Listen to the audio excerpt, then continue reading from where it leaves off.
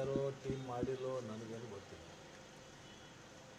ನಾನು ಕಾಂಗ್ರೆಸ್ ಪಕ್ಷದ ಚಿಹ್ನೆ ಮೇಲೆ ಆಯ್ಕೆಯಾಗಿದ್ದೇನೆ. ಕಾಂಗ್ರೆಸ್ ಪಕ್ಷದ ಶಾಸಕನಾಗಿ ಕಾರ್ಯವನ್ನು ನಿರ್ವಹಿಸ್ತಾ ಇದ್ದೇನೆ ಅಂತ ಪ್ರಶ್ನೆ ನನ್ನ ಮುಂದೆ ಇನ್ನೂ ತನಕ ಯಾವುದು ಬಂದಿಲ್ಲ. ಲೋಕಸಭೆ ಮತ್ತು ವಿಧಾನಸಭೆ ಚುನಾವಣೆ ಟಿಕೆಟ್ ಆಫರ್ ಅಂತ ಕೊಟ್ಟಿದ್ದಾರೆ. ಬಾಗಲಕೋಟೆಯಿಂದ ಲಕ್ಷ್ಮಣ ಸವದಿ ಅವರು ನಿಂತ್ಕೋತಾರೆ ಅಂದರೆ ಲೋಕಸಭೆ ಟಿಕೆಟ್ ಕೊಡ್ತೀವಿ, ಮತ್ತು ಯಾವ್ದು ಬಂದರೆ ನೆಕ್ಸ್ಟ್ ಸದಾನಂದ ಸೌದಿ ಬಿಜೆಪಿಯಿಂದ ತನಿ ಮತ್ತು ಟಿಕೆಟ್ ಕೊಡ್ತೀವಿ ಅಂತ ಮಾತನ್ನು ಪ್ರಸ್ತಾವನೆ ತಂದು ನಿಂತಿದ್ದಾರೆ ಅಂತ ಚರ್ಚೆಗಳು ನಡೀತದೆ ಸರ್. ಲೋಕಸಭೆಗೆ ನಾನಾಗಲಿ ನನ್ನ ಮಗ ಆಗಲಿ ನಾವು ನಿಲ್ಲಬೇಕು ಅಂಥೇಳಿ ಅಲ್ಲಿ ಅರ್ಜಿನೂ ಹಾಕಿಲ್ಲ, ಮತ್ತು ನಾವಿಬ್ಬರು ನಿಂದ್ರಂಗೂ ಇಲ್ಲ. ಯಡಿಯೂರಪ್ಪ ಹೇಳ್ತಾರೆ ಲಕ್ಷ್ಮಣ ಸವದಿ ಮನಸ್ಸಲ್ಲಿ ಏನಿದೆ ಅಂತ ಅನ್ನೋದನ್ನು ತಿಳ್ಕೊಂಡು ನಾನು ಪ್ರತಿಕ್ರಿಯೆ ಕೊಡ್ತೀನಿ ಅಂತ ಹೇಳ್ತಾರೆ ಸರ್.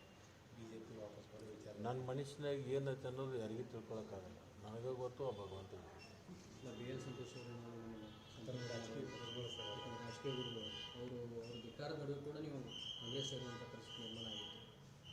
ಈಗ ಅವ್ರು ಯಾರು ನನ್ನ ಜೊತೆ ಸಂಪರ್ಕ ಮಾಡಿಲ್ಲ. ಅಂದರೆ ಗುರುವಿನ ಆಹ್ವಾನ ಬಂದರೆ ಈಗ ಪ್ರಶ್ನೆ ಉದ್ಭವ ಆಗಲ್ಲ. ಬಿ ಜೆ ಪಿ ಬಿಟ್ಟು ಕಾಂಗ್ರೆಸ್ ಸೇರಿ ಕಾಂಗ್ರೆಸ್ ಪಕ್ಷದ ಶಾಸಕನಾಗಿದ್ದೀನಿ. ನಾನು ಕಾಂಗ್ರೆಸ್ ಪಕ್ಷದ ನಿಷ್ಠಾವಂತ ಶಾಸಕನಾಗಿ ಕಾರ್ಯವನ್ನು ನಿರ್ವಹಿಸ್ತಾ ಇದ್ದೀನಿ. ಅಂಥ ಪ್ರಶ್ನೆ ಯಾವುದೂ ನನ್ನ ಮುಂದೆ ಬಂದಿಲ್ಲ. ಅವರು ಸಂಪರ್ಕ ಮಾಡ್ತಾರೆ, ಅವರಿಗೆ ಅನಿವಾರ್ಯ ಅವಶ್ಯಕತೆ ಇದ್ದಾಗ ಸ್ವಾಭಾವಿಕವಾಗಿ ಕೇಳ್ತಾರೆ. ಅವೆಲ್ಲವೂ ಅವ್ರವ್ರ ಕೆಲಸಗಳನ್ನು ಅವ್ರು ಮಾಡ್ತಿರ್ತಾರೆ. ತೀರ್ಮಾನ ಮಾಡೋದು ನಾನಲ್ಲ, ನನ್ನ ಮುಂದೆ ಅಂಥ ಪ್ರಶ್ನೆ ಇಲ್ಲ. ನಾನು ಕಾಂಗ್ರೆಸ್ ಬಿಡುವಂಥ ಪ್ರಶ್ನೆನೂ ಉದ್ಭವ ಆಗಲ್ಲ. ಸ್ವತಃ ಮುಖ್ಯಮಂತ್ರಿ ಸಿದ್ದರಾಮಯ್ಯವರು ಜೊತೆ ದೂರವಾಣಿಯಲ್ಲಿ ಮಾತನಾಡಿದ್ದಾರೆ.